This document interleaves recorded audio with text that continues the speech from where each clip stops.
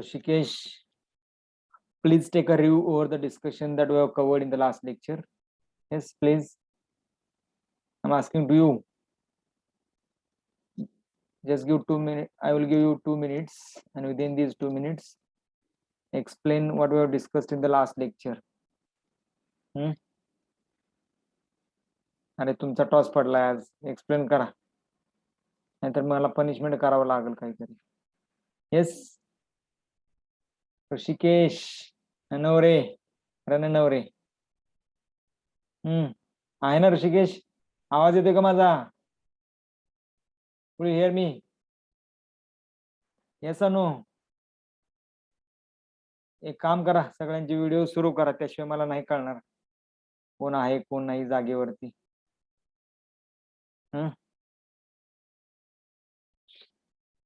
सुरू करा सगळ्यांचे व्हिडिओ, मग समजेल आपल्याला आहे का नाही. ऋषिकेश व्हिडिओ सुरू कर.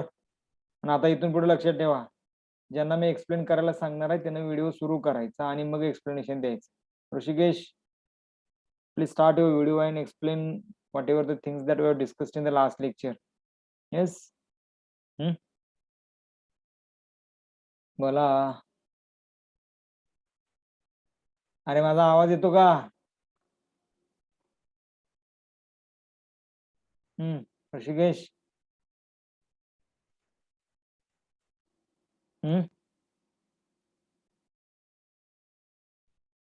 Where are you, Rishikesh? Am I audible to you? Yes or no? अरे बाळ, मी काय विचारतोय, माझा आवाज येतोय का तुला?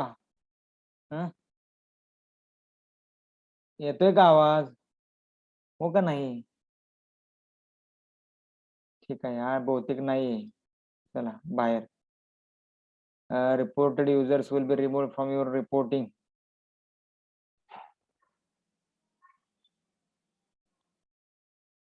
ठीक आहे. अजून कोण आहे? Next Patil, Aishwarya Patil. Could you explain? Yes, sir. Yes, you can start a camera, you can explain. Okay, sir. Last lecture we have seen the factors affecting to TG curve second type, characteristics of samples. There are 5 types. First one, weight of sample. How the weight of the sample affects on the TG curve. Yes. We take the example of a copper sulfate pentahydrate. In this, we take 18 gram. Then we not get the trihydrate. When we take the same compound of weight 0.426, then get the trihydrate copper sulfate. Then second, particle size. When smaller size sample, it is earlier decomposes at low temperature. It requires. Okay. Then when the larger size sample, it decomposes at high temperature. From this, we have concluded that particle size decreases, decomposition temperature increases. Then third point, heat of reaction. In this, okay, we have seen just whether size particle size as particle size decreases, what about decomposition temperature? Increases or decreases? Increases. Increases. How? Could you explain? As the particle size decreases, or decreases or increases? Particle size decrease झाली तर temperature कमी लागणार आणि decomposition लवकर होणार. तुम्ही काय म्हटलं? इनक्रीज म्हटला की डिकम्पोजिशन टेम्परेचर इनक्रीज म्हटलं. डिक्रीज का इनक्रीज? टेम्परेचर डिक्रीज होणार आणि डिकम्पोजिशन इनक्रीज होणार. नाही, डिकम्पोजिशन टेम्परेचर ही एकच टर्म, त्याच्यामुळे decreases. Decomposition temperature decreases. Decomposition temperature म्हणजे काय?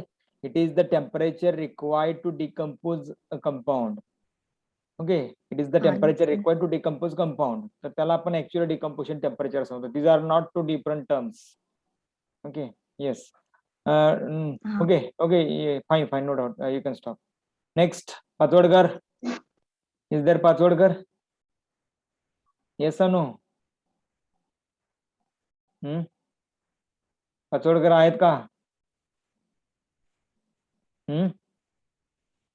नाही, ऍबसेंट आहे. ठीक आहे. त्याच्यानंतर नेक्स्ट वन कोण राहिलं? Chougule, Yogini Chougule. Yes, are you there? Chougule, could you hear me? Yes, sir. Yeah, could you explain something? थोड़ा little bit, 1 or 2 points you can explain. I have only 30 seconds. Okay, so within 30 seconds explain whatever the discussion that we have covered in the last lecture. काय काय घेतलेलं आहे जरासं explain करा. Yes, could you explain please? हे बघा, आपण MSc चे स्टुडंट्स आहात. थोडस मला काय पर्याय नाहीये. एक 10 मिनिट गेले तरी चालतील लेक्चर मध्ये. आपण अर्धा तासच टीचिंग करूया. पण काय जर असं होत राहील तर मग अवघड आहे. कारण फक्त मी एका बाजूने शिकवायचो आणि तुम्हाला कुठपर्यंत तुम्हाला त्या गोष्टी मिळालेत, पोचलेत, हे थोडस चेक करायला पाहिजे ना. काय करावं लागेल बोला.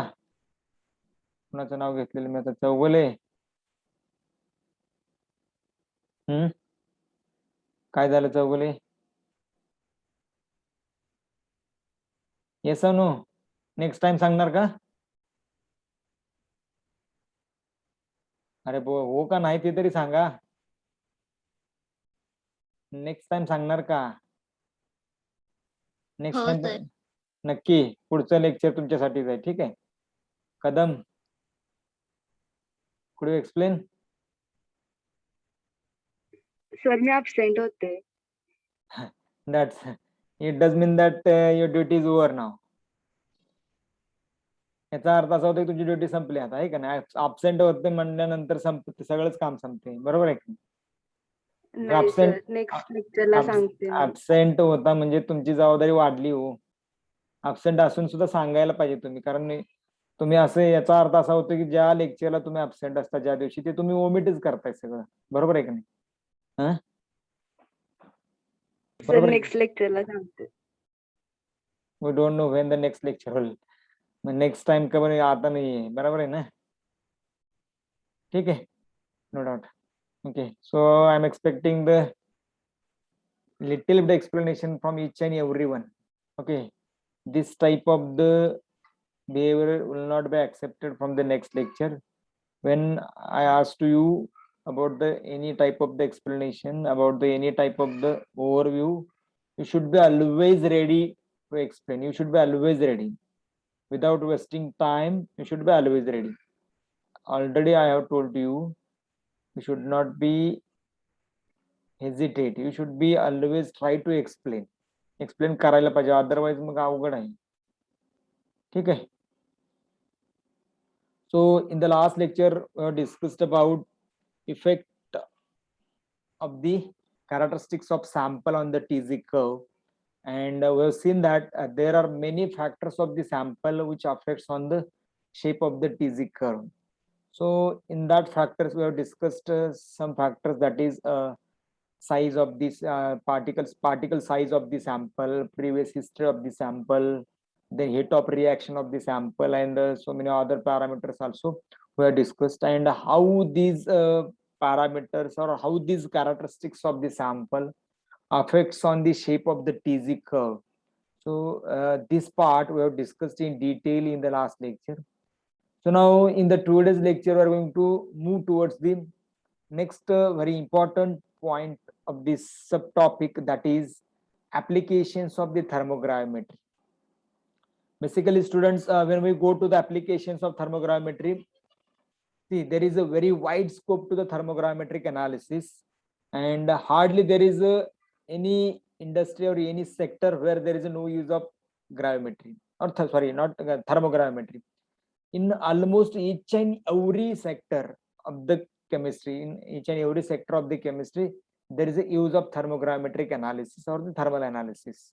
Mostly You go in the pharmaceutical industry, you go in the cement industry, or you go in any other paint industry, dyes industry, any type of the industry. Each and every industry wanted to carry out the thermal analysis of their samples, because thermal analysis, it gives some characteristic information about the samples, and therefore it is necessary to use thermogravimetric analysis technique for the determination of some properties of the sample.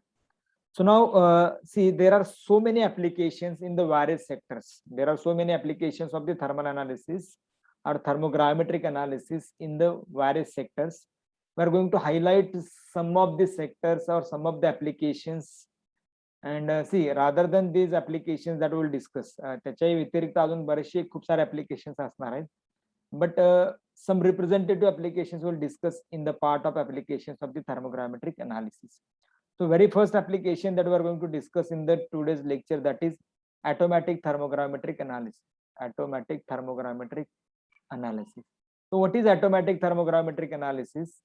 So automatic thermogravimetric analysis, it does mean that, so when we put the sample in the thermobalance, then ultimately thermobalance will record the change in the weight of the sample, and finally it will plot the graph, and it will just give the required information to us. ठीक आहे, आपण कसं करतो automatic thermogravimetric analysis, so that part we will discuss here. See, automatic thermogravimetric analysis, it is one of the most important application of the analytical or in the analytical chemistry. It is one of the most important application in the analytical chemistry. And the principle of this automatic thermogravimetric analysis, it can be understood by one of the figure that we have drawn in the last lecture. इथे आपण एक diagram काढली होती.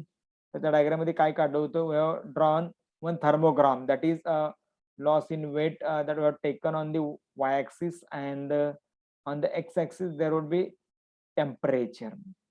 Okay, and we have seen that we have drawn one graph thermogram. तर तो thermogram जो होता तो असा होता. Generally we have started from the point C, then we reached to the point D, and further point E. Later on there is a change in the mass, and we got a point G. Okay, so this is point C, D, E, F, and G. So these are the some points which we found, and later on here is the baseline that we have drawn in the last lecture. इथे एक baseline काढली होती आपण. So this baseline is a BB dash. It is a BB dash, and with respect to the baseline, we have measured the weight of the plateaus. So this plateau indicates that constant weight. हे plateau जो आहे तो काय की constant weight चा, त्याला आपण WD असं म्हटले, WD. ओके, आणि हे जे वेट होतं तुमचं, हे वेट, तर हे काय NMG, it is your sample by losing the NMG म्हणजे काय milligram. N is the compound which we have taken in the milligram. आणि मग तुम्ही म्हणणार वेट इथूनच का पकडलं, तर ऍक्च्युली हे तुमचं मॉइश्चर होतं, हे मॉइश्चर आहे, आणि 100 डिग्री सेल्सिअसच्या दरम्यान मॉइश्चर निघून गेलं की तुमच्या ऍक्च्युअल सॅम्पलचं जे वेट आहे ते N मिलीग्राम एवढं आहे. ठीक आहे, आणि त्याच्यानंतर इथल्या प्लॅट्यूचं जे वेट आहे ते म्हणजे काय असेल, WEG. Okay, so this is the automatic gravimetric analysis for the single component system. Automatic gravimetric analysis for the single component system. आता आपण या पॉइंट मध्ये काय डिस्कस करणार आहे? Will discuss the automatic gravimetric analysis for the single component system as well as automatic gravimetric analysis for the binary mixture. Automatic gravimetric analysis for the binary mixture. So these 2 points we'll discuss in the today's lecture. एवढं एकच application जरासं detail मध्ये आहे, बाकीचे application मी फक्त mention करत जाणार आहे. तर ऍक्च्युअली आता तुम्हाला काय करायचं बघा, how this thermogram we would get in the thermobalance. ते थर्मोबॅलन्स किंवा थर्मोग्रामेट्रिक अनालिसिस मध्ये तुम्हाला हा जो थर्मोग्राम आहे, थर्मोग्राम म्हणजे काय, it is a graph which is plotted loss in weight versus temperature. हा थर्मोग्राम आहे ऍक्च्युअली आपला थर्मोग्रामेट्रिक अनालिसिस मधला. तर हा थर्मोग्राम तुम्हाला कधी मिळणार आहे? So this thermogram you will get when we heated a single component system from certain temperature to the certain temperature. 25 degree Celsius पासून आपण काहीतरी टेम्परेचर T पर्यंत हीट करतोय, आणि त्याच्यानंतर तुम्हाला हा ऍक्च्युअली अशा प्रकारचा ग्राफ मिळणार सिंगल कंपोनेंट सिस्टम मध्ये. तर जनरली आता एक्सपेरिमेंट कसा करताय बघा. तर first of all you should have to obtain the baseline. ही जी बेसलाईन आहे ती मिळवायला पाहिजे. तर ती बेसलाईन कशी मिळते बघा. Baseline is obtain by taking a crucible, then wash it with acid as well as water, wash it with acid as well as water, then dry this crucible in the oven, and then put this crucible in the thermobalance, तर thermobalance मध्ये तो crucible ठेवला and start the heating to the empty crucible. So now after starting the heating to the empty crucible, so what will get happen? Crucible is a refractory material, and there will be no change in the weight of the crucible because the actually stability of the crucible is up till higher temperatures. साधारणतः 2000 degree Celsius पर्यंत तुमचा crucible हा अगदी व्यवस्थित राहतो, त्याला कुठल्याही प्रकारचं त्याचं वेट लॉस वगैरे क्रुसिबल मध्ये होत नाही. म्हणजे क्रुसिबलचं जे मटेरियल आहे ते रिफ्रॅक्टरी मटेरियल आहे, सेरामिक मटेरियल आहे, so it is a very stable one, आणि त्याच्यामुळे त्याला टेम्परेचर त्याच्यावरती काही इफेक्ट होत नाही, आणि त्याच्यामुळे इनिशियली वेट जेवढं होतं क्रुसिबलचं, हे इनिशियल वेट आहे, तेच वेट इथं तुमचं फायनल पर्यंत कॉन्स्टंट राहतं. का? Because there is no change in the weight of the crucible. Weight of crucible remain constant from the temperature. इथं 25 डिग्री सेल्सिअस टेम्परेचर पकडूया आपण, आणि इथं 1000 डिग्री सेल्सिअस पकडूया. Suppose we have heated the crucible from 25 degree Celsius temperature to the 1000 degree Celsius temperature. So then also we didn't find any type of the change in the weight. And therefore काय असेल की there is no loss in the weight is observed. And so the BB dash line, that is the आपण त्याला काय म्हणू शकतो की it is the baseline, and this baseline is often very straight one. Baseline is very straight to the horizontal किंवा parallel to the x axis ला तुम्हाला baseline जे आहे ते expectedly मिळायला पाहिजे. ठीक आहे, पहिल्यांदा तुम्हाला सॅम्पल अनालिसिस करताना ही बेसलाईन काढून घ्यावी लागते. का बेसलाईन काढून घ्यावी लागते? तर baseline is your reference, and you are determining the weight with respect to the baseline.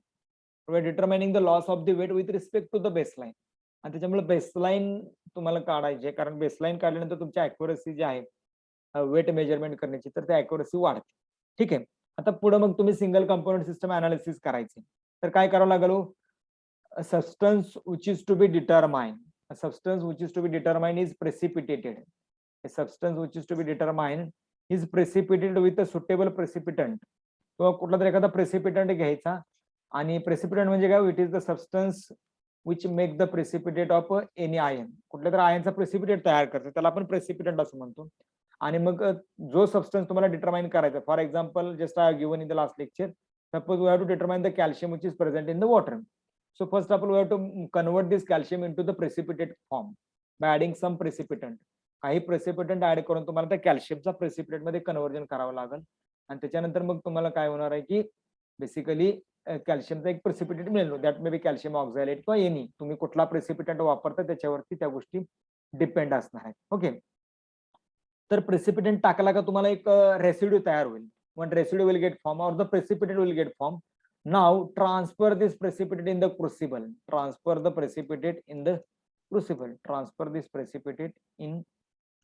तो क्रुसिबल मध्ये तो प्रेसिपिटेट जो आहे तो ट्रान्सफर करायचा.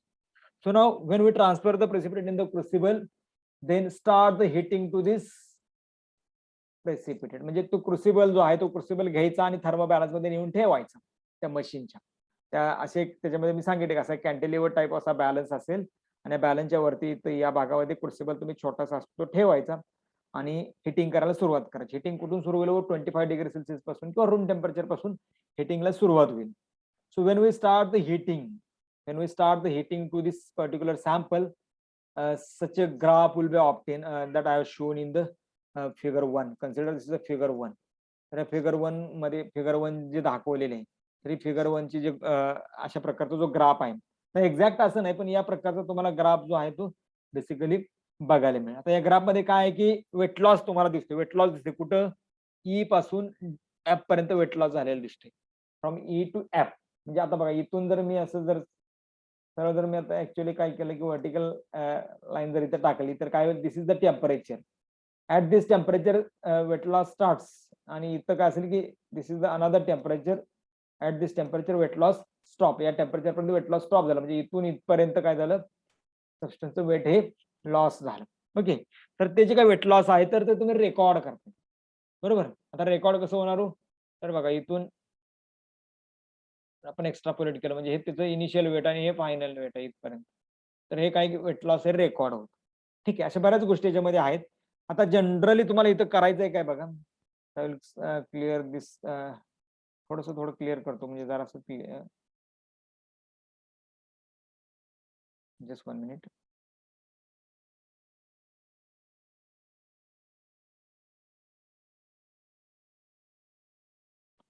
ठीक आहे. तर ऍक्च्युअली हे जे आहे हे बघा, मी हे मॉइश्चर आहे म्हणून सांगितलं. हे मॉइश्चर रिमूव्ह झालं की इथून ऍक्च्युअली सबस्टन्सचं वेट आहे तुमच्या, बरोबर. तर हा जो प्लॅट्यू आहे म्हणजे हा जो सपाट पोर्शन आहे किंवा हा जो फ्लॅट पोर्शन आहे तो काय इंडिकेट करतो, तिथून इथपर्यंत काय झालं की ऍक्च्युअली वेट लॉस झाला इथपर्यंत. तर हा ऍक्च्युअली तुमचा काय आहे की वेट लॉस आहे, बरोबर. तो वेट लॉस आहे ऍक्च्युअली, बरोबर. आणि म्हणजे हा इथून इथपर्यंत वेट लॉस झालेला आहे. आता मग तुम्हाला ऍक्च्युअली काय करायचं की with respect to the baseline जे वेट आहे ते इथं आहे, आपण काढलेलं आहे. आणि मग WD हे काय की ऍक्च्युअली तुमचा लॉस झालेलं वेट आहे. म्हणजे हे इथून इथपर्यंत हे सुरुवातीचं वेट आहे आणि हे जे आहे हे फायनल वेट आहे तुमचं लॉस झाल्यानंतर. म्हणजे बघा, हे सुरुवातीचं वेट मायनस लॉस झाल्यानंतरचं वेट हे जरी तुम्ही केलं तरी पण तुम्हाला वेट लॉस मिळतं. ठीक आहे, म्हणजे जनरली काय आहे की हे जे हा जो एक्सपेरिमेंट आहे तो सिम्पल आहे. याच्यामध्ये काय केलं जातं, एखादं जो आयन तुम्हाला डिटरमाइन करायचं, ज्याचं कॉन्सन्ट्रेशन काढायचं, त्याचं प्रेसिपिटेट मध्ये कन्व्हर्जन करायचं. आणि प्रेसिपिटेट मध्ये कन्व्हर्जन केलं की मग त्याला क्रुसिबल मध्ये हिटिंग करायचं. आणि क्रुसिबल मध्ये त्याला हिटिंग केल्यानंतर काय होणार आहे की एका ठराविक टेम्परेचर नंतर तिथं वेट लॉस तुम्हाला जाणवेल. म्हणजे असा एखादा कर्व आला बघा, हा जो कर्व आला ना, it indicate that there is a loss in the weight, there is a loss in the weight. आणि वेट लॉस झाला की मग तुम्हाला किती वेट लॉस झाला ते मोजायचं. आता इथे WD आणि WEG म्हटलेलं बघा. WEG काय हो, it is the final weight remain, it is the final weight remain. Final weight शिल्लक राहिलेलं वेट आहे ते फायनल. आणि हे काय झालं WEG, सॉरी, ओके. आणि WDE काय हो, हा WDE नाही ऍक्च्युअली, हा इथपर्यंत दाखवायचा आपल्याला, हा WDE. हा जो WDE आहे तर हा काय हो, it is the initial weight म्हणे, वॉटर लॉस झाल्यानंतरची जी वेट आहे ती इनिशियल वेट आहे. आता मग जर WDE मायनस WEG जर आपण केलं तर you will get the weight loss, weight loss मिळणार आहे. आता हे वेट लॉस म्हणजे हे वेट मिळणार आहे की किती वेट तुमचं लॉस झालं. मग आता याला जर आपण एखाद्या पर्टिक्युलर ग्रॅव्हिमेट्रिक फॅक्टरनं जर मल्टिप्लाय केलं तर you will get the weight of the substance which is to be determine. तुम्ही म्हणाल याच्यावरून डायरेक्ट काय मिळतं, तर हे ऍक्च्युअली तुम्ही तयार केलेला प्रेसिपिटेटचा एक मॉलिक्युल आहे. तुम्हाला त्या अख्ख्या प्रेसिपिटेटचं वेट लॉस काढायचं नाही, तर तुमचा जो कॉन्स्टिट्युएंट आहे त्याचं काढायचं. म्हणजे तुम्ही ग्रॅव्हिमेट्रीमध्ये कसं करता, ऍक्च्युअली तुम्हाला मोजायचं असतं फक्त आयर्नचं वेट, पण तुम्ही मोजता आयर्न ऑक्साईडचं. आणि मग आयर्न ऑक्साईडचं वेट मोजून मग त्याचं कॅल्क्युलेशन करून आयर्न किती असेल ते सांगता, ग्रॅव्हिमेट्रिक फॅक्टर तिथं वापरता. सिमिलरली इथं तसंच आहे की W हा ऍक्च्युअली तुमचा एखादा कंपाऊंड आहे आणि मग ऍक्च्युअली एखादा कंपाऊंडचं वेट आहे W. पण ऍक्च्युअली तुम्हाला काढायचं तुमचं कॉन्स्टिट्युएंट कुठला आहे तो. समजा इथे तुम्ही कॅल्शियमचा प्रेसिपिटेट केला होता, समजा इथे तुम्ही जर कॅल्शियम ऑक्झालेट बनवलेला असेल तर किती कॅल्शियम ऑक्झालेट लॉस झाले हे म्हणजे W असणार. पण त्यातलं कॅल्शियम किती आहे तर ह्याला तुम्ही काय करावं लागेल, तर ग्रॅव्हिमेट्रिक फॅक्टरनं मल्टिप्लाय करावं लागेल. आणि मग तुम्हाला काय मिळेल की ऍक्च्युअली किती वेट लॉस झालेला आहे तर ते समजू शकतो. ठीक आहे, हे झालं सिंगल कंपोनंटच्या म्हणजे बाबतीमध्ये. सिंगल कंपोनंटच्या बाबतीमध्ये इझी थिंग आहे, सगळ्या गोष्टी सोप्या आहेत. का तर सिंगल कंपोनंट सिस्टम मध्ये काय आहे तर एकच कंपोनंट आहे जो तुम्हाला डिटरमाइन करायचा आहे. आणि मग तुम्ही काय करताय, त्याचा प्रेसिपिटेट बनवताय, ते क्रुसिबल मध्ये ठेवताय, क्रुसिबलला हिटिंग सुरू करताय. सुरुवातीला 100 डिग्रीमध्ये 110 डिग्रीमध्ये तुमचं मॉइश्चर सगळं उडून जाते आणि मग तुमचा फक्त कंपाऊंड राहतोय जो तुम्ही बनवलाय तो. त्यानंतर थोड्या वेळ तुम्ही कंटिन्यू हिटिंग करताय आणि एका सर्टन टेम्परेचरला परत वेट लॉस व्हायला सुरुवात होते. ठीक आहे, तर तो वेट लॉस म्हणजे काय की त्यातनं ऍक्च्युअली तुमचा कुठला तरी एखादा कंपोनंट निघून चालला, बरोबर. आणि मग तो किती निघून गेला त्याच्यावरून मग तो कंपोनंट कुठला असेल याचं कॅल्क्युलेशन केलं जातं. आणि मग त्याच्यानुसार मग तुमच्या ऍक्च्युअली कॉन्स्टंटचं वेट काय आहे ते कॅल्क्युलेट केलं जातं. ठीक आहे, आता हे एक्सपिरियन्स बऱ्याच गोष्टी तुम्हाला क्लिअर होतील. आता फक्त एक जनरल आयडिया मी दिलाय. आता सेकंड जो पॉईंट तो म्हणजे बायनरी सिस्टम. तर बायनरी सिस्टम जे आहे किंवा बायनरी मिक्सचर, एखादा कंपाऊंड आहे पण त्याच्यामध्ये दोन कॉन्स्टिट्युएंट आहेत आणि तुम्हाला दोन्हीचं वेट मोजायचं. आता सगळ्यात पहिली गोष्ट की suppose one of the compound have a constant A and the constant B. ठीक आहे, आणि मग आता इथं आपण काय करूया की इथं त्याचं हा कॉन्स्टंट ए आणि बी याचे दोघांचे आपण काय केले, प्रेसिपिटेट तयार केले. कन्सिडर याच्या दोघांचे प्रेसिपिटेट तयार केले. सिमिलर प्रोसिजर वापरायची. प्रेसिपिटेट तयार केले आणि प्रेसिपिटेट तयार करून तुम्ही काय केलं त्याला की हिटिंग केलं. After forming a precipitate heated to this. आणि आता हिटिंग केल्यानंतर एक्सपेक्टेड काय हो, हे पहिल्यांदा तुम्हाला काय असेल की जनरली काय झालेलं असणार आहे पहिल्यांदा, की पहिला जो वेट लॉस आहे सपोज तो मॉइश्चरमुळे झाला, आपण असं कन्सिडर करूया फर्स्ट वेट लॉस. तर तुम्ही काढा किंवा न काढा चालू शकतो कन्सिडर. समजा आपण पहिला वेट लॉस हा मॉइश्चरमुळे झाला असं कन्सिडर करूया. त्याच्यानंतर मग काय झालं, इथं आपण मी थोडस इथं ड्रॉ करतोय. पहिला वेट लॉस जो आहे तो काय झाला की जनरली काय की मॉइश्चरमुळे झाला इथं. ठीक आहे. त्यानंतर हा हा प्लॅट्यू तयार झाला, हा तुमचा कंपाऊंड आहे, दोन्ही मिक्सचर आहे. परत दुसरा वेट लॉस झाला आणि त्यानंतर मग परत तिसरा वेट लॉस झाला. ठीक आहे. आता बघा इथं जर आपण जनरली बघायला गेलो तर इथं बी आणि सी हा एक वेट लॉस झालाय आणि डी पासून ई पर्यंत हा एक वेट लॉस झाला. हा कोण आहे मिक्सचर आहे. Suppose M X plus N Y याचं मिक्सचर आहे, बायनरी कंपोनंट आहे, याचं मिक्सचर आहे. ठीक आहे. तर तुम्हाला दोन वेळा वेट लॉस असेल, एक एम एक्स कंपाऊंडमुळे आणि एक एन वाय कंपाऊंडमुळे. आता इथं तुम्हाला कसं कळणार हो कुठला एम एक्स आहे, बीसी हा कंपाऊंड एम एक्स आहे का डी हा कंपाऊंड एम एक्स आहे, हे तुम्हाला कसं समजणार हो? काय करावं लागेल त्यासाठी? त्यासाठी मग तुम्हाला काय करावं लागेल, एम एक्स ह्या कंपाऊंडचं स्टँडर्ड सबस्टन्स घ्यावा लागेल प्लस एन वायचा हा स्टँडर्ड सबस्टन्स घ्यावा लागेल. दोघांचं वेगवेगळं घ्यावं लागेल, इंडिव्हिज्युअल स्टँडर्ड्स घ्यावे लागतील. आणि इंडिव्हिज्युअल स्टँडर्ड्स घेऊन मग काय करावं लागेल तुम्हाला, या इंडिव्हिज्युअल स्टँडर्डला रन करावं लागेल क्रुसिबल मध्ये ठेवून. जर या इंडिव्हिज्युअल स्टँडर्डला जर तुम्ही क्रुसिबल मध्ये ठेवून रन केलं, समजा तुम्हाला पहिल्यांदा असा काहीतरी एक ग्राफ आला इथून इथपर्यंत डीईच्या लेवलमध्ये. ठीक आहे. आता समजा हा एम एक्स आहे. ठीक आहे. And suppose one more graph you obtain by putting the sample N Y. N Y हे सॅम्पल ठेवलं आणि तुम्हाला अजून एक दुसरा ग्राफ मिळाला. ठीक आहे. N Y. आता याचा अर्थ काय होतं बघा, एन वाय हा जो आहे यानं ब्रेक कुठं दाखवला हो, या ठिकाणी दाखवला, म्हणजे याच्या करस्पॉन्डिंग दाखवला. याचा अर्थ काय हो, बीसी हा कंपाऊंड एन वाय आहे, बरोबर. त्यानंतर एम एक्स न कुठं दाखवला हो ब्रेक, तर इथं वेट लॉस दाखवला. म्हणजेच काय की डी हा कंपाऊंड हा एम एक्स आहे.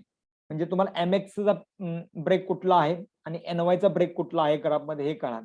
ठीक. आता याच्यावरून तुम्ही अमाऊंट डिटरमाइन करू शकता की इथं वेट लॉस किती झाला, त्याच्यावरून तुम्ही काय करू शकता की अमाऊंट जे आहे ते कॅल्क्युलेट करू शकता आणि डिटरमाइन करू शकता. ठीक आहे. तर यासाठी काही फॉर्म्युले वगैरे यूज करू शकतो आपण. आता जर मी एक एक्झाम्पल घेतलं, suppose one of the sample have a constant calcium and magnesium. Calcium आणि मॅग्नेशियमचं एक मिक्सचर आपल्याकडे, हे बायनरी मिक्सचर झालं. मग कॅल्शियम आणि मॅग्नेशियमचे एक वॉटर दिले आपल्याला, त्याच्यामध्ये कॅल्शियम आणि मॅग्नेशियमचे आयन आहेत. Suppose you have to determine the amount of calcium and magnesium present in the given sample. मग काय करायचं, याला ऑक्झालेट बरोबर रिॲक्ट करायचं. आपण जर याला ऑक्झालेट बरोबर रिॲक्ट केलं, सोडियम ऑक्झालेट वगैरे Na2CO4, then there will be formation of calcium oxalate and magnesium oxalate. हे दोन प्रेसिपिटेट तयार होतील. ओके, हे दोन प्रेसिपिटेट तयार होतील. आता हे दोन्ही मिक्सचर मध्ये बघा, this two are in the mixture, this two are in the mixture. आता मग हे क्रुसिबल मध्ये ठेवायचं आणि रन करायचं. याचा काहीतरी असा ग्राफ येईल, इथं दाखवलेला आहे. हा, ठीक आहे, अशा पद्धतीने. आणि त्यानंतर मग काय करायचं, कॅल्शियम ऑक्झालेट स्टँडर्ड घ्यायचं, स्टँडर्ड सॅम्पल घ्यायचं कॅल्शियम ऑक्झालेटचं, त्याला क्रुसिबल मध्ये ठेवून रन करायचं थर्मोबॅलन्स मध्ये. आणि त्यानंतर मग काय करायचं, मॅग्नेशियम ऑक्झालेटचं एक स्टँडर्ड घ्यायचं आणि त्याचं पण रन करायचं. मग तुम्हाला असे दोन वेगवेगळे ग्राफ मिळतील. ठीक आहे. आणि त्याच्यानुसार मग तुम्ही काय करू शकता की जे त्याच्या अमाऊंट्स जे आहेत तर त्या रिस्पेक्टिव्ह अमाऊंट्स कॅल्क्युलेट करू शकता कम्पेअर करून. म्हणजे अशा पद्धतीने पण तुम्हाला काही गोष्टी ज्या आहेत ते कॅल्क्युलेट करता येऊ शकतात. आता मी फार डिटेलमध्ये जात नाही, कारण कॅल्क्युलेशन वगैरे जर करायचं म्हटलं तर आपण अजून बऱ्याचशा गोष्टी याच्यामध्ये आहेत. So I will not tell you all this things. तत्पूर्वी मी तुम्हाला एक थर्मोग्रामेट्रिक कर्व कसे असतात ऍक्च्युअली ओरिजिनल, जे मी सॅम्पल अनालिसिस केले होते माझ्या पीएचडीच्या वेळेस, मी ते माझ्या पुस्तकामध्ये टाकलेले आहेत. तर ते तुम्हाला बघायला मिळतील की जेणेकरून त्याच्यावर तुम्हाला अंदाज येऊ शकतो. दिस इज माय बुक, माझं पुस्तक आहे. आता पाठीमागच्या वर्षी पब्लिश झालेलं आहे. 9 लँग्वेजेस मध्ये झालेलं आहे टोटल. तुम्हाला लँग्वेजेस पण दाखवतो सगळ्या. This is the name of the book, processable high performance polyamides. आणि हे जे पुस्तक आहे त्याचा पब्लिशर पण तुम्हाला दिसेल. ठीक आहे. तर याचा पब्लिशर जर बघितला तर पब्लिशरचं नाव जे आहे ते राईट्स जे आहेत ते इथं आहेत बघा, इथं त्याचा ऍड्रेस आहे, मेल्ड्रम स्ट्रीट, मॉरिशियस. ठीक आहे. तर तुम्हाला याच्यात मी ओरिजिनल काही कर्व दाखवतो की ज्याच्यामुळे तुम्हाला त्या गोष्टी समजू शकतात. Okay. I will show you some original thermogrammetric curves that I have taken of my samples. म्हणजे जे काही सॅम्पल होते त्याचे थर्मोग्राम कर्व्स जे आहेत, काही कर्व मी घेतलेले तिथं.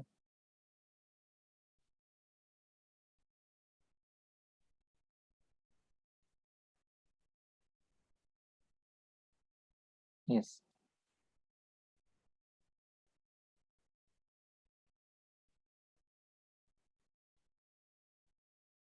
हे बघा, ऍक्च्युली हे पॉलिमर सॅम्पल आहे. पॉलिमरचे थर्मोग्राम्स रन केलेले आहेत. येस, कुड यू सी? हे 4 पॉलिमर आहेत बघा.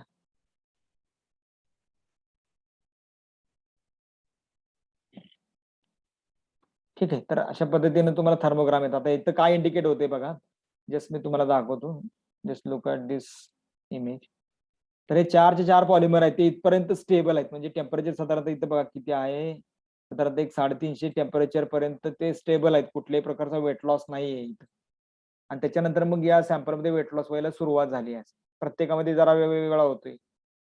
आणि फायनली मग सॅम्पलमध्ये रेसिड्यू जो राहिला आहे 900 डिग्रीला, इथं 900 डिग्री टेम्परेचर आसपास, तर एक 20% वेट शिल्लक राहिली. तर इथून इथपर्यंत जो वेट लॉस झालेला आहे, तर तो ऍक्च्युली कशामुळे झालाय, तर हे आपल्याला डिटरमाइन करता येऊ शकतं. याचं आपण कॅल्क्युलेशन करू शकतो. क्वांटिटेटिव्हली आपण याचं डिटर्मिनेशन करू शकतो. ठीक आहे, तर हा कर्व आहे. त्याच्यानंतर अजून पुढच्या सॅम्पलचे पण काही कर्व्स मी तुम्हाला दाखवू शकतो. हे बघा, हे दुसरे सॅम्पल आहेत आणि त्या सॅम्पलचा जो थर्मोग्रामेट्रिक कर्व आहे तो असा आलेला. बरोबर, हे मी ऍक्च्युली माझे ओरिजिनल सॅम्पल्स आहेत. त्या सॅम्पलचे जे रिडिंग झालेत त्याच्यानुसार मी हे ग्राफ प्लॉट केलेले आहेत. म्हणजे ऍक्च्युली तुम्हाला हे रिडिंग मिळतं. म्हणजे ज्यावेळेस तुम्ही सॅम्पल तुमचं अनालिसिस करायला देता त्यावेळेस तुम्हाला काय होतं की ऍक्च्युली ते सॅम्पलचे रिडिंग्स मिळतात आणि ते रिडिंग्स घेऊन वेट लॉस आणि तुम्हाला टेम्परेचर तसा डेटा मिळतो. आणि तो डेटा घेऊन तुम्ही ग्राफ प्लॉट करायचे असतात आणि मग तुम्हाला तो ग्राफ प्लॉट केला की ग्राफचं एक काहीतरी सर्टन असं नेचर येतं आणि त्याच्यावरून तुम्हाला कळू शकतं की ऍक्च्युली कुठल्या प्रकारचं सॅम्पल आहे, त्याचं टेम्परेचर किंवा त्याची स्टॅबिलिटी वगैरे किती आहे. ठीक आहे. So this is about the